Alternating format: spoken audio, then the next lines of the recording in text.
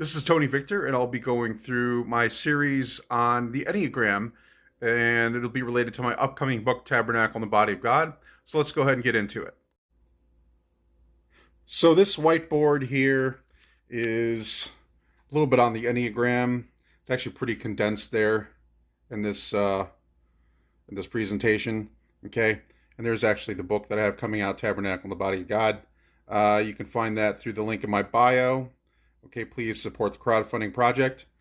So let's go ahead and get into this a little bit, the Enneagram. Okay, and the Enneagram is a 9-pointed, I guess we'll call it a star, but it's a symbol that's used to decipher a number of different types of information, including the octaves. So octaves, musical octaves, it's a doubling circle as well as some other things it can be used for too. In this case, I just want to show you guys real quick. We have, let's start with, say this is 0 degrees. Then we go to 360, which would be a circle. Okay, and we add another 360, which we get a tetrahedron. Okay, and then we add another 360, we get a pyramid. Add another 360, we get an octahedron. Add another 360, well, that's nothing really necessarily. But if we add it again, another 360, we get a cube. Okay, so this continues all the way around until we loop back again to the 10th position, which would be this is a cube octahedron. Okay, so there's a lot of different uses for this symbol. Okay, but in this, we're going to be deciphering the Enneagram as the Winnowing Fan in the Eleusinian Mystery Schools. Okay, so we have, where should we start? We should go ahead and start with Aries. Okay, and Aries, and how we decipher our beginning point is 140 degrees. So we look at the inner angles of the 7 points of the Enneagram. So this is a union of the law of 3 and 7. Okay, the 7 is 1, 2, 3, 4, 5, 6, 7, and this inner triangle is not counted. There's a reason for that, but we're not going to get into that in this book. In this presentation. But we will talk a little bit about what the inner angles are used for in terms of a device to decipher the Eleusinian mystery schools. The mysteries of the school. Okay, so these are ancient mysteries of the Greeks, which basically the meaning of my book, the whole purpose of the book is to explain the hidden gematria of the Bible that unveils the Eleusinian mysteries. And it's all in plain sight, hidden. It's actually hidden very well because without gematria, you really can't decipher things too well.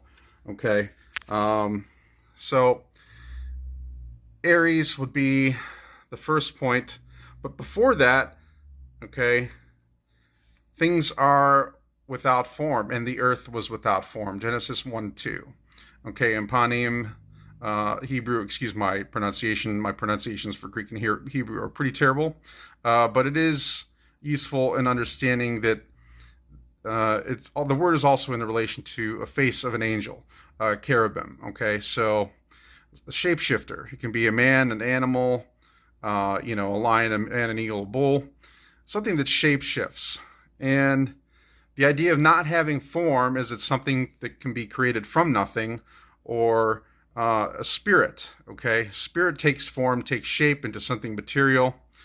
And then some of the gematria we have with 140.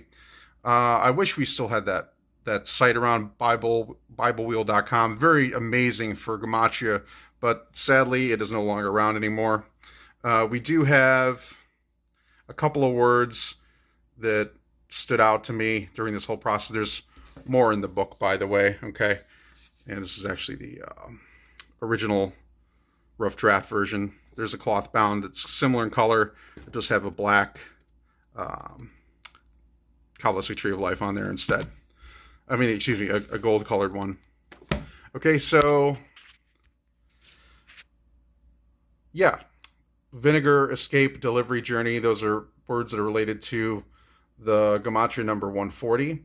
Okay, but coming into the world, in your journey and finding a way to escape from it by working on oneself in a spiritual way, alchemy, learning how to essentially become the work that one does. And we're looking at right now the idea of being bound or yoked to this world, Samed, okay? There's some more in the book here. I'll just go ahead and flip to that real quick. I just wanted to go ahead and show you guys a section from the book. So the section on the Winnowing Fan, it looks a little bit nicer. In the final edition, this is just a rough draft, so the symbols are a little bit more clear. And you can see also the same outer astrological symbols are mirrored on the inside, just they're not very great resolution in this one.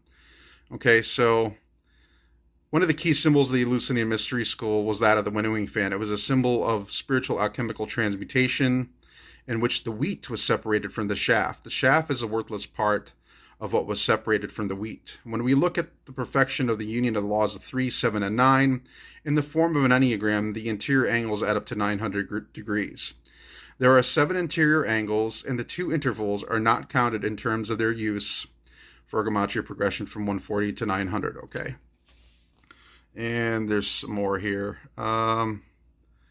We don't need to look at that. And there's that Genesis 1-2. We already mentioned that, and there's the Hebrew there. And then the